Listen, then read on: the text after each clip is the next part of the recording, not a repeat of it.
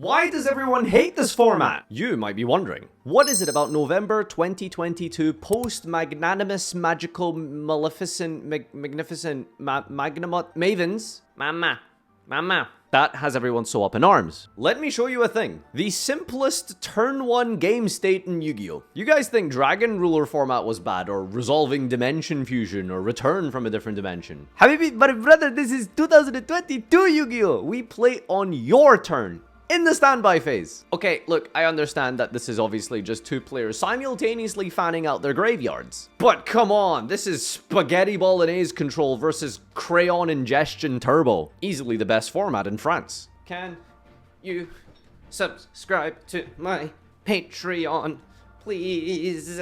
Many players across the Yu-Gi-Oh! Community chimed in with their thoughts on this. Professional Yu-Gi-Oh! Player MBT said... Sorry.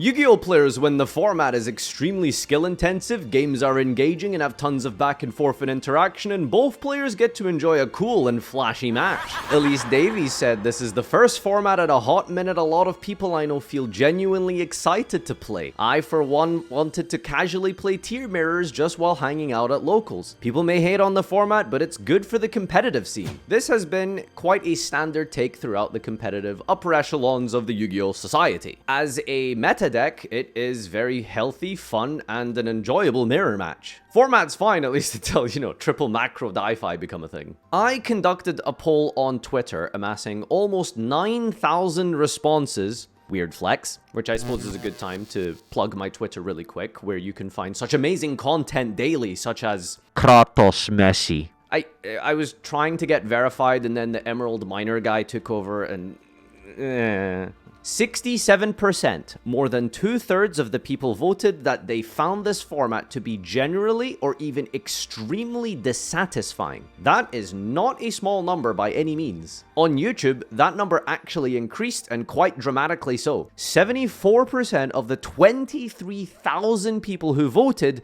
said that they were generally or extremely dissatisfied with the format. 2/3 to 3/4 out of over 30,000 players do not like this format.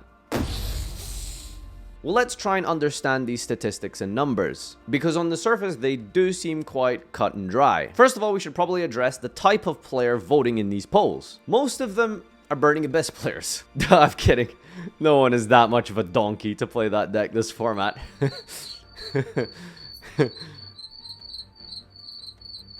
Now, I want you to notice how the YouTube votes are quite substantially higher than the Twitter votes. Almost a 10% rise, and that's because I think generally the casual player base resides more on YouTube than somewhere like Twitter. Another factor in these statistics is that a significant portion of players are so tangentially associated to the format, it would be a bit of a stretch to really call them active participants, let alone duelists in this format.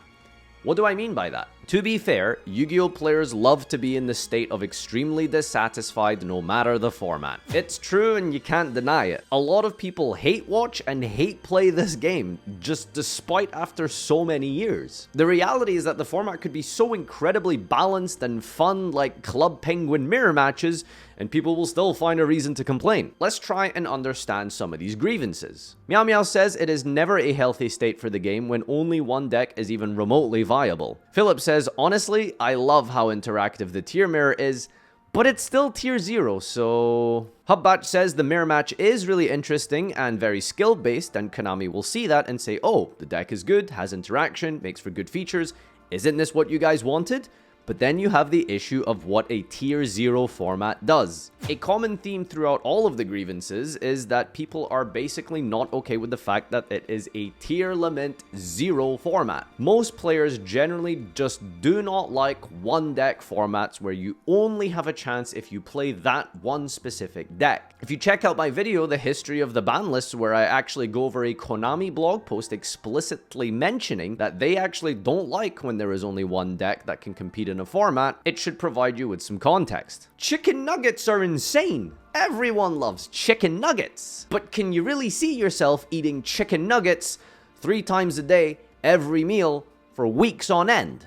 I don't know, dude, to be honest, maybe. And I think that's the main issue here. It doesn't matter how good of a deck is, it can and will get stale if you only play it and mirror matches. Kaze says that I just hate oppressive meta states in general, but in this case, an archetype I wasn't interested in is so utterly dominant that the card prices have blown up beyond my tolerance and budget, it splits the community. A playset of Perla Rhinos will set you back probably in the region of like 150 to 170, all in which for many people is an entire budget for a deck in and of itself for 3 single cards. Now, I don't want to go down the rabbit hole of is Yu-Gi-Oh! Too expensive, but the undeniable fact here is that for many people, 3 cards for that amount of money is unjustifiable. Now, the thing with that is that most formats can have a budget-friendly alternative. This one has plunder? Now, on the other hand, for many casual players, you kind of have to ask yourself, you were never playing a meta deck in the first place, regardless of the format. So why does it really concern you what the state of the tier limit meta is? If you really ask yourself, if you don't play the meta, then why have an opinion in the first place? Which I suppose kind of leads into the next point. Tier limits was a fine deck before the Ishizu cards. It was strong, but other decks could keep up. The addition of the Ishizu cards only contributes to making this deck the only real option if you're trying to compete at a high level,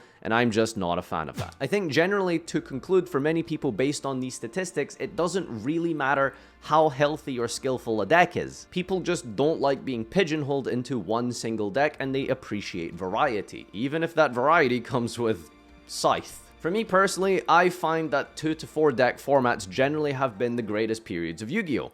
Orcus 2019 format and BA 2014, late early 2015, to name 2 of them. In formats where there's 2 to 3 options, generally one of them is going to be the cheaper one, and there almost always is usually like a sort of better one for people who really want to go down that route. I hope you enjoyed this little analysis of the current format.